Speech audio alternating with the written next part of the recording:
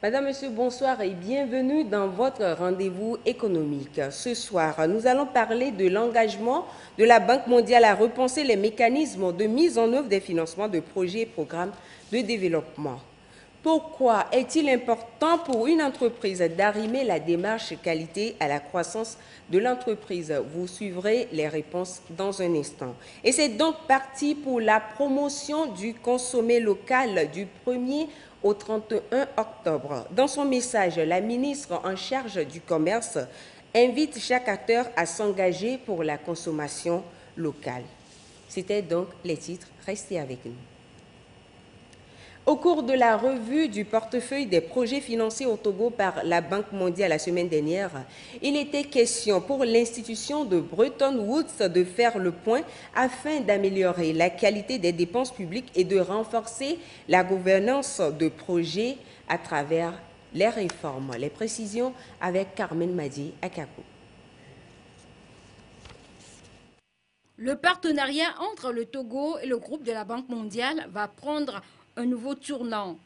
Le gouvernement s'apprête à introduire une réforme au niveau de la gouvernance des projets. Le mécanisme vise à améliorer l'efficacité des dépenses engagées et favoriser une célérité dans l'implémentation et l'exécution des projets de développement. Et on a le 23 mai dernier approuvé un nouveau cadre de partenariat pays. C'est une nouvelle page qui s'ouvre. Donc il était important qu'avec le gouvernement, on puisse réfléchir sur les mécanismes de mise en œuvre des projets et programmes que nous finançons. L'objectif justement de réfléchir sur comment moderniser les mécanismes de mise en œuvre pour accélérer la mise en œuvre de ce portefeuille dans les différents secteurs où nous intervenons. De façon concrète, des contrats de performance fixant des objectifs et des résultats à atteindre par les coordonnateurs seront introduits. Le dispositif de suivi de projets déjà existants sera renforcé avec l'opérationnalisation d'une armée des projets composée d'une équipe de suivi quotidien des projets et d'une équipe d'ingénieurs chargés de la vérification de la qualité des ouvrages. Le portefeuille se porte très bien.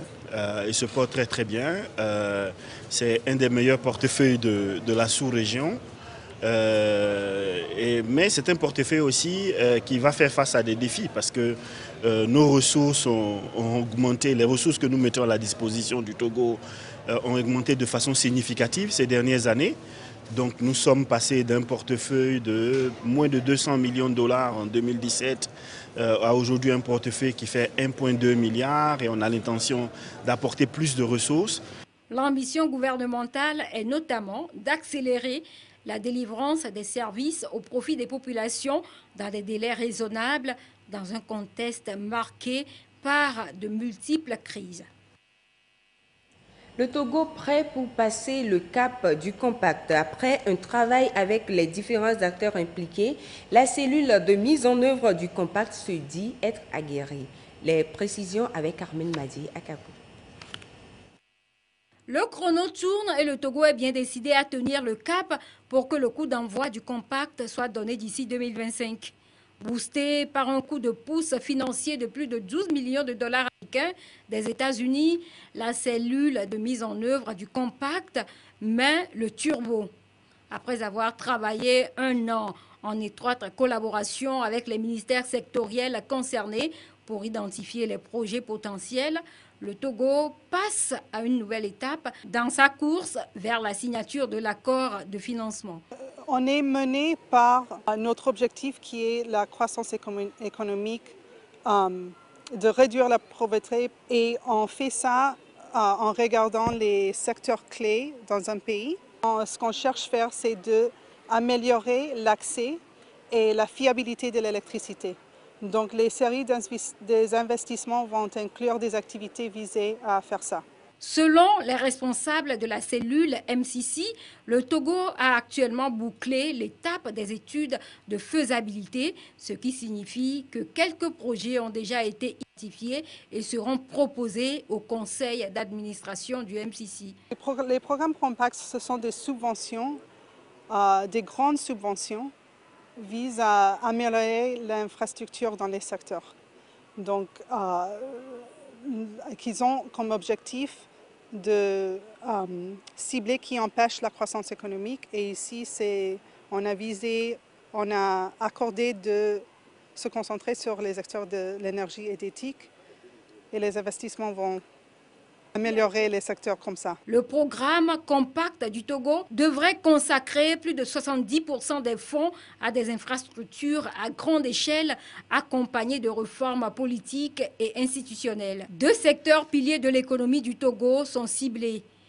Les secteurs énergétiques et celui des technologies de l'information et de la communication. Le Togo continue de se démarquer sur le plan économique. Au cours de cette année, le pays a déjà remboursé plus de 380 milliards de francs CFA. Le Togo a même dépassé ses objectifs de mobilisation de fonds. Les autorités togolaises misent sur une gestion proactive de la dette pour maintenir la confiance des investisseurs. Le compte rendu avec Gisèle Kozona. L'engagement du Togo à honorer ses obligations financières affiche des résultats impressionnants. Selon les dernières données publiées par l'agence UMOA Titres, le pays a déjà procédé à des remboursements significatifs au cours de l'année 2024. Au 5 septembre 2024, le montant cumulé des remboursements atteignait 380 milliards de francs CFA.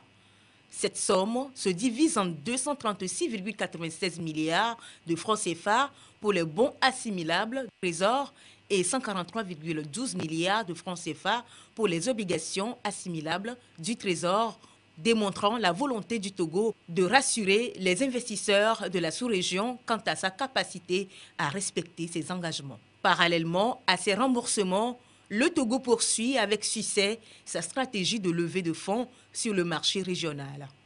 Depuis le début de l'année, le pays a mobilisé 621,4 milliards de francs CFA, dépassant ainsi ses objectifs de 2024 de 2%.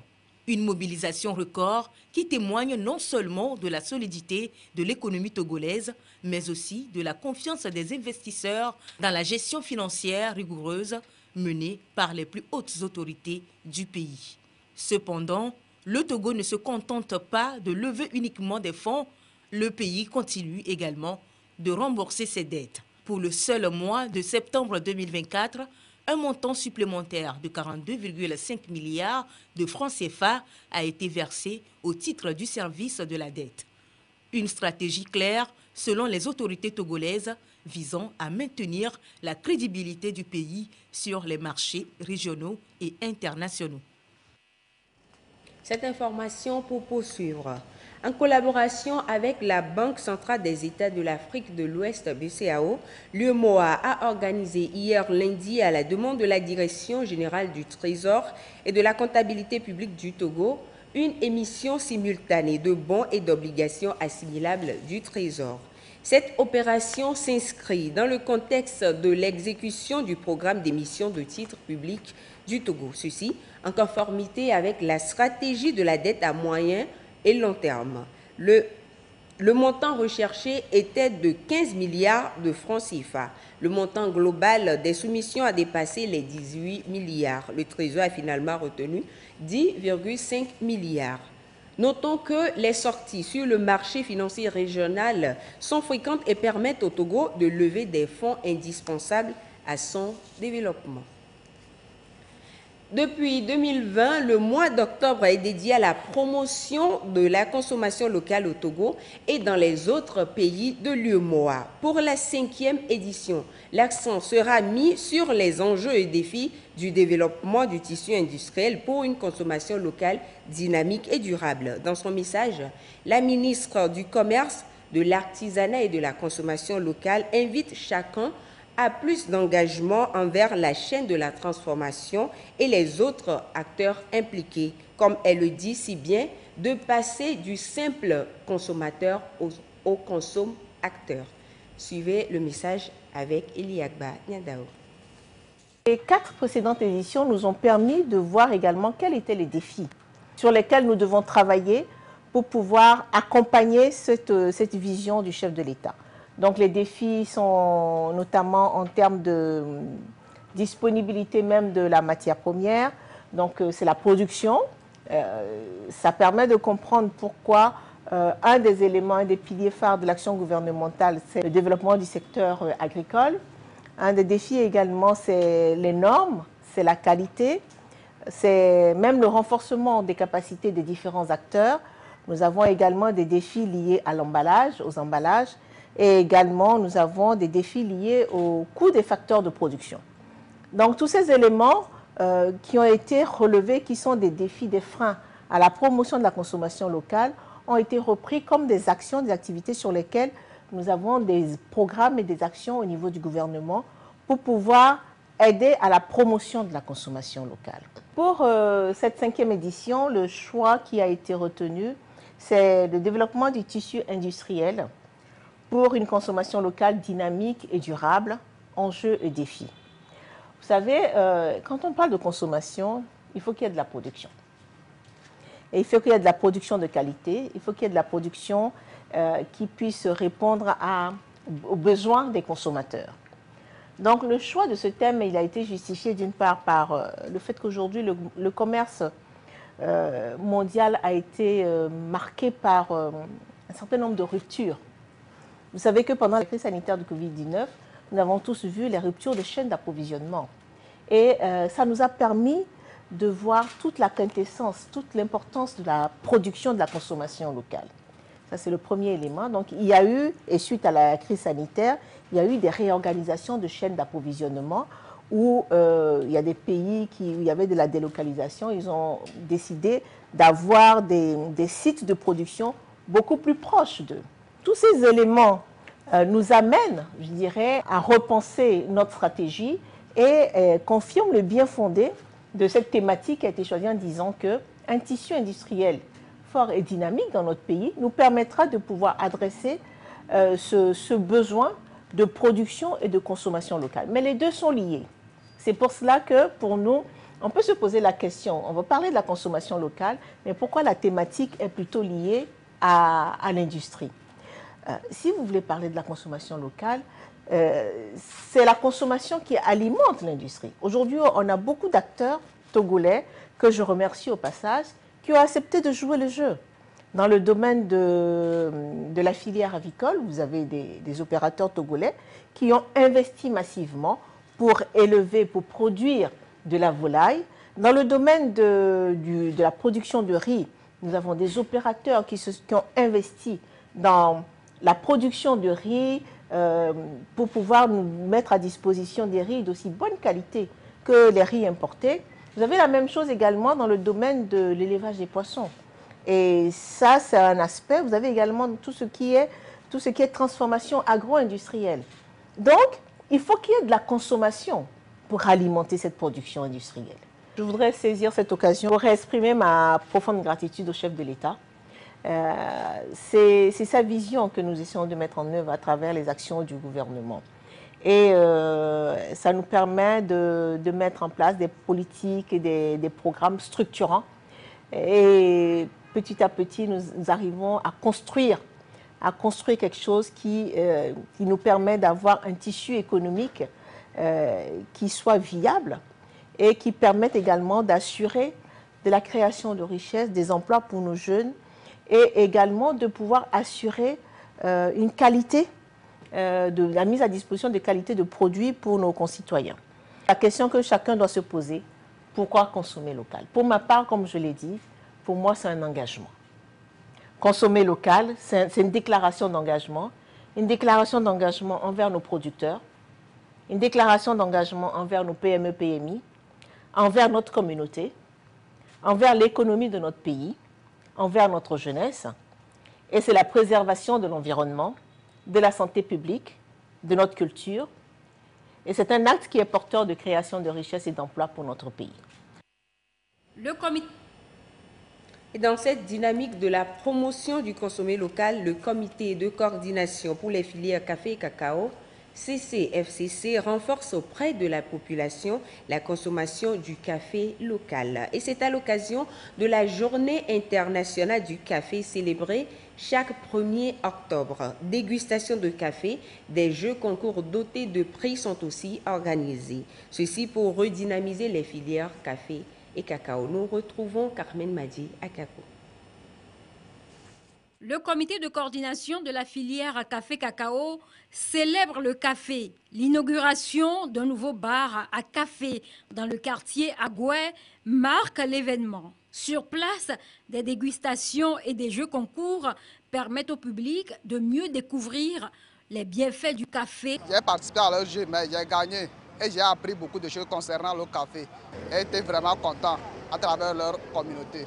Au fait, j'étais de passage, j'ai vu un kiosque, puis on m'a offert le café. Le bar à café d'Agoué sera dirigé par un barista, un vrai artiste qui maîtrise tout du café. Il offre des prestations variées. Nous proposons du café sous différentes recettes.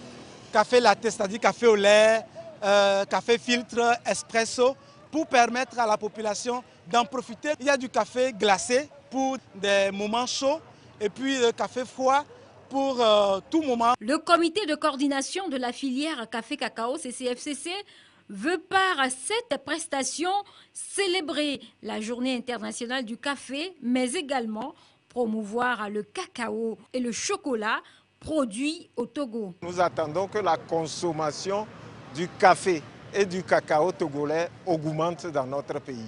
Les filières café et cacao ne représentent que 2% du PIB du Togo, mais elles demeurent très importantes sur le plan social et économique, car faisant vivre plus de 32 000 acteurs directs et indirects. Aujourd'hui, 1er octobre, c'est effectivement la journée internationale du café. C'est une journée qui a été décrétée par les pays de l'OIAC, l'Organisation internationale du café, qui fêtaient individuellement leur journée de café. Et en 2014, en mars 2014, ils ont décidé que ce soit le 1er octobre, tous ensemble, ils vont célébrer le café. Alors pour nous, au Togo, aujourd'hui, nous parlons de journée mondiale du café et du cacao parce que chez nous, les deux cultures vont de pair, ils sont ensemble faits par les mêmes producteurs. Aujourd'hui particulièrement, nous avons voulu, à travers ce kiosque de distribution du café qui a été ouvert par les baristas, nous avons voulu faire l'événement ici et distribuer du café et montrer aux populations que nous transformons le café au Togo, nous transformons le cacao au Togo et que les produits transformés chez nous sont nos produits de qualité que les gens peuvent consommer sans problème. Donc vous avez ici aujourd'hui du café disponible à boire, du chocolat disponible à manger, fait par les transformateurs togolais. Et ce sont des produits de qualité. En les consommant, il y a des vertus que ces deux produits ont et qu'on peut partager. Par exemple, le café permet aux gens qui ont le diabète, par exemple, de réduire leur taux de glycémie. Le chocolat ou la poudre de cacao consommée par les enfants leur permet de développer de l'intelligence. Le 29 septembre 2023, lors de sa 136e session tenue à Bangalore en Inde, Anselme Gouton est élu à la présidence de l'Organisation internationale du café OIC pour l'année caféière 2023-2024. Comme bilan, il a accéléré l'accompagnement des acteurs de la filière vers une professionnalisation dans les métiers du café. Il a contribué à l'amélioration des revenus des producteurs de manière durable, au renforcement de la coopération triangulaire et sud-sud entre les pays membres pour une modernisation des pratiques de production, de valorisation et de commercialisation du café.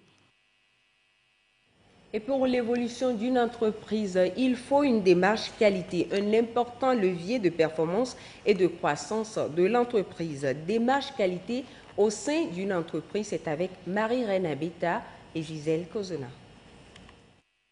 Dans un environnement économique de plus en plus compétitif, la qualité est un facteur clé du succès et de fidélisation de la clientèle.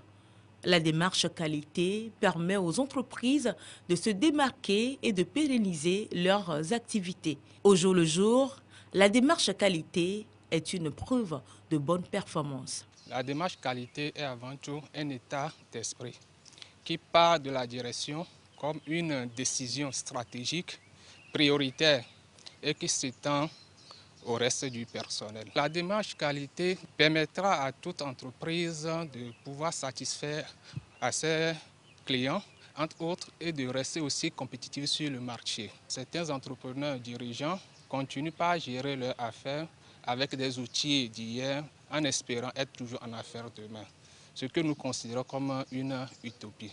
Donc pour faire face à ces changements, la mise en place d'une démarche qualité qui est bien structurée, intégrante dans un organisme, va aider ce dernier à pouvoir adapter ses processus à ces changements, de pouvoir innover tout en gardant un haut standing des standards qualité.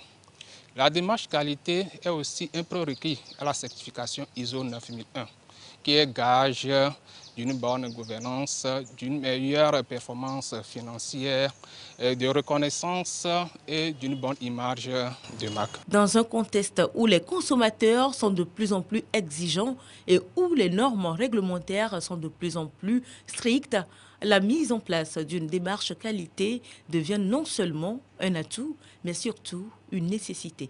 La démarche qualité, premièrement, dans sa structure, est basée sur le modèle des DUA D1. Il s'agira de la route des 2000 qu'on va appliquer à toute entreprise. Il s'agira de quoi? Du plan, do, check et act. Donc, premièrement, on aura à planifier la démarche qualité, à la réaliser, à contrôler, à l'auditer et enfin à l'ajuster. Maintenant, dans la pratique elle-même, cette démarche qualité va se dérouler en deux phases. La première phase s'agira de la préparation de l'entreprise à s'engager dans la démarche qualité. Et la seconde phase, ce sera la mise en œuvre des plans d'action qui ont été identifiés au moment de la planification. Donc, dans la seconde phase, on va définir les processus, les indicateurs, les informations documentées. S'il n'y en a pas, on va les mettre en place. On fera les audits internes, les audits à blanc. Ensuite, ce serait la revue de direction et enfin, la certification si telle est la volonté de l'entreprise. L'adoption d'une démarche qualité au sein d'une entreprise présente donc de nombreux avantages.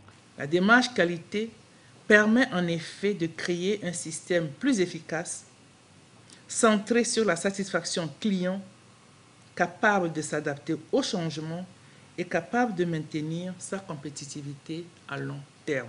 La mise en pratique de cette démarche qualité des entreprises contribue à la santé des consommateurs, ce qui garantit une santé économique des entreprises et par ricochet de l'économie du pays. À présent, les devises de ce mardi 1er octobre 2024. Le dollar américain s'établit à 586,50 à l'achat et 593,50 à la vente. Le yen japonais est de 4,65 à l'achat et 4,125 à la vente. La lire sterling 783,75 à l'achat et 790,75 à la vente. Le franc suisse 693,50 à l'achat et 699,50 à la vente. Le dollar canadien, quant à lui, est de 432,50 à l'achat et 439,50 à la vente. Le yuan chinois, 83,250 à l'achat et 85 à la vente. L'euro reste inchangé, 655,95 à l'achat comme à la vente. Et c'est tout pour le journal de l'économie. Merci de nous avoir suivis. Excellent mois d'octobre à tous.